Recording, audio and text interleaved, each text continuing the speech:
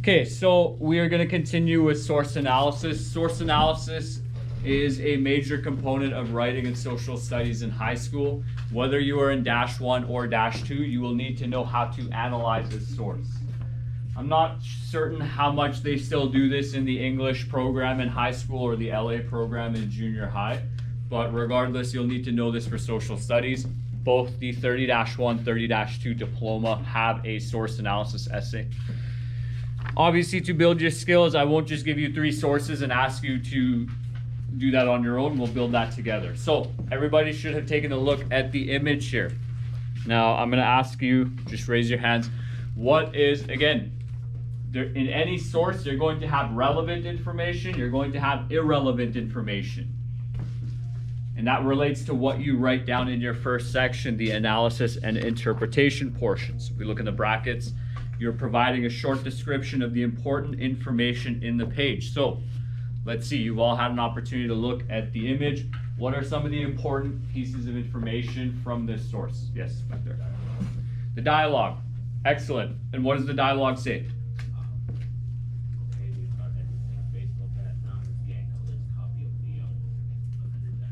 Excellent. What else might we need to know? What else might you need to write down about this source to demonstrate to whoever's marking it that you've clearly looked at all the important details? Yes? What they look like? What they look like. And what might you say about what they look like? If you saw the, okay, so how many people are there? 4. That might be relevant. Do they look friendly? Do they look a bit scary? I see that you kids are filling out some of the information. Feel free to do that as I'm speaking. Make sure you're listening as well. If you're not, just remember this will be uploaded later. Do these 4 people look scary? Do they look friendly? They look a little scary? Yeah. They kind of look like.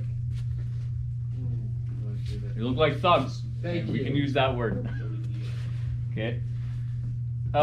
This photo doesn't have color, so we can't really talk about the color in there. But what else do we see? Anything else important about that group of individuals?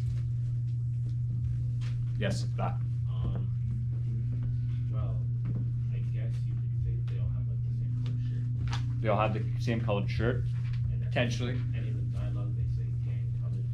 Okay. So that Making a connection between what they're saying and what is being seen. That's good. They're wearing gang colors. What else? There's a particular individual in that group. He's got something important there. I should give you a copy of this as well. The guy with the spiky hair, what about him? He's got spiky hair. Okay, yeah, the guy's got spiky hair. Maybe it's a bit of an uncomfortable, intimidating haircut. He has a baseball bat. He's got a baseball bat. Okay, so let's say you're walking down, it's 50th Street or Avenue, the downtown, 50th Street, right?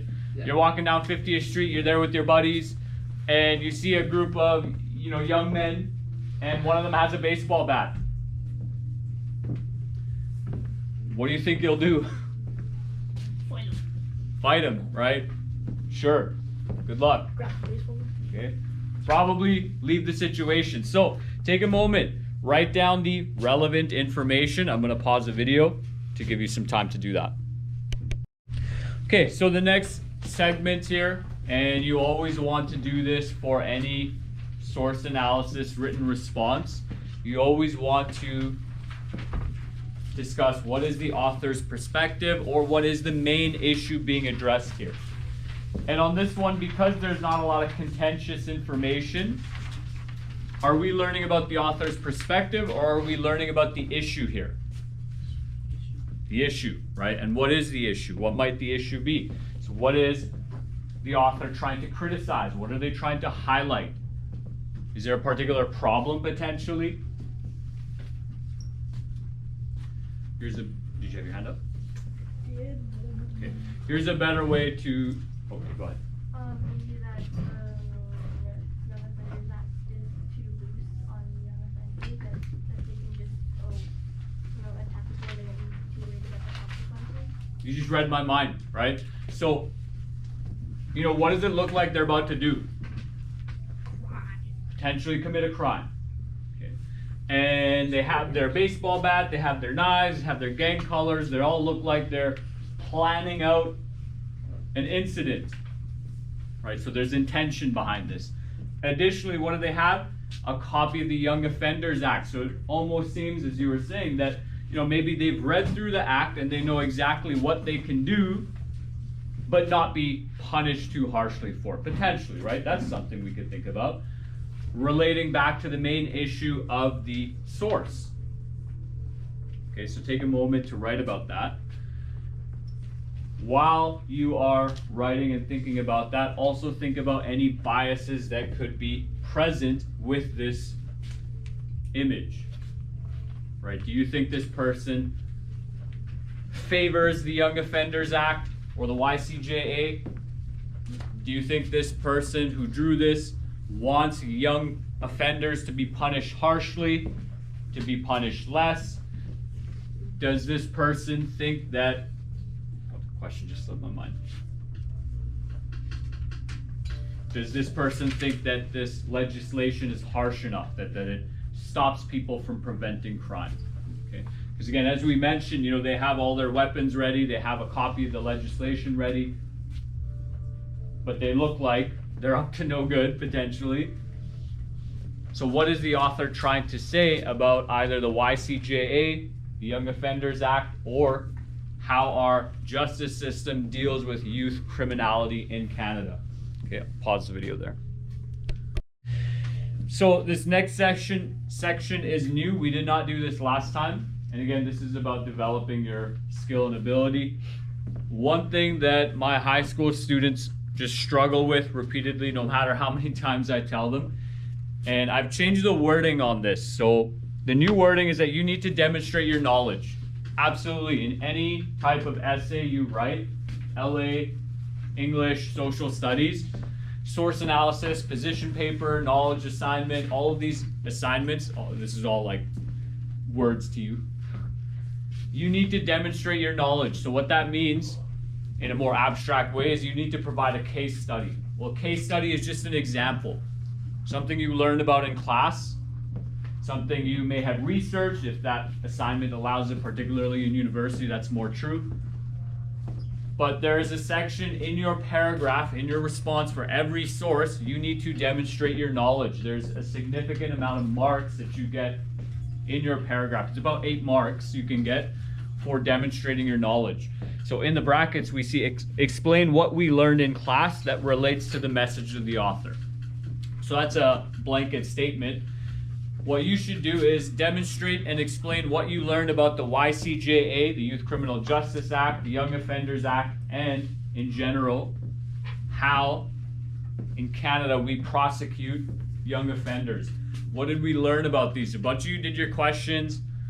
The questions in the textbook are designed to help you increase your knowledge so that you can demonstrate that when you write. So for this section, I want to see you do this by yourself. So I need to know how well you understand the subject material. Okay? And so a little bit more guidance on this. What are we doing when we demonstrate our knowledge? So we all wrote down a particular issue that was highlighted by the source. You can bring in knowledge that supports that view of the issue, or you can go against it. You can say, hey, this source is biased. The Young Offenders Act is old, and the Canadian government addressed the issues of the Young Offenders Act and placed the YCJA. What does the YCJA do? Particularly when it comes to punishing criminals who engage in severe crime, let's say. What is the difference?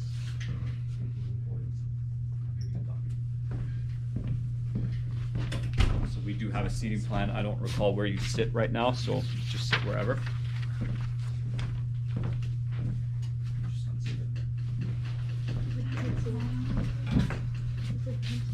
Okay, I'm going to stop recording.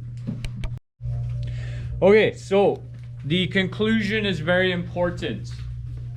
It wraps up your paragraph. It ensures that the delivery of information is nice and smooth. And I told a student last year, she wrote me a 100% essay, but she missed a few key points and I docked her marks. But the essay was excellent.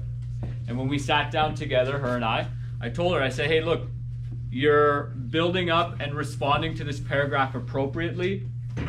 You're analyzing the source, you're providing the author's perspective, the issue, addressing biases, you're bringing in evidence, and then you're dropping me off a cliff. Because your evidence finishes and so does your paragraph. Now the funny thing was, she said to me, she said, but Mr. Kawaja, I followed your guideline. It doesn't say that I need 1 to 2 sentences to conclude. And so I made an adjustment. And I adjusted her mark as well. But that last 1 to 2 sentences in each of your paragraphs should be used to reconnect to the evidence and information you provided earlier. So you're gonna have to look back at that perspective component. What is the perspective of the source? What is the issue? And what evidence did you bring in? And you want to put maybe 3 sentences max, depending on the length, to wrap up and remind the person marking or reading the assignment of these main issues. Okay, that's what you want to do. What you do not want to do in your last few sentences is add in another argument. Okay, you don't want to add in a new detail. You know, maybe it just comes to your mind, you just write it. Oh man, I just thought of this awesome idea, blah, blah, blah, blah, blah. Don't do that, don't do that, okay? If you're gonna add in an argument, build it into your paragraph. Don't just throw one in there at the end. The reason you don't wanna throw one in there at the end is usually when students do that, they don't give it the necessary care or details that it needs. It looks very sloppy, it's very scrambled, put together poorly, and then it takes away from the finished product, your completed essay. So I see some of you have some blank spots on your conclusion. Let's see, how do I address that issue? How many of us are struggling with the conclusion? Just raise your hand. Okay. Does anyone want to voice what they're struggling with specifically to help me better understand how to help? Do you want to? Are we just feeling lost on what to write? A little bit? Okay. So a neat little trick about the conclusion is you can just re-emphasize the main perspective, the main issue that was highlighted. So again, like, what is the main issue here? Does anyone want to share what they thought the main issue was? Yes. Okay, so in his conclusion, what he could write is, the source demonstrates that the Young Offenders Act is too easy on youth who offend. That is why the Canadian government brought in the YCJA and made certain adjustments. And what are those adjustments, right? Those adjustments, you should be reconnecting to your evidence. I shouldn't have given you that much of a conclusion.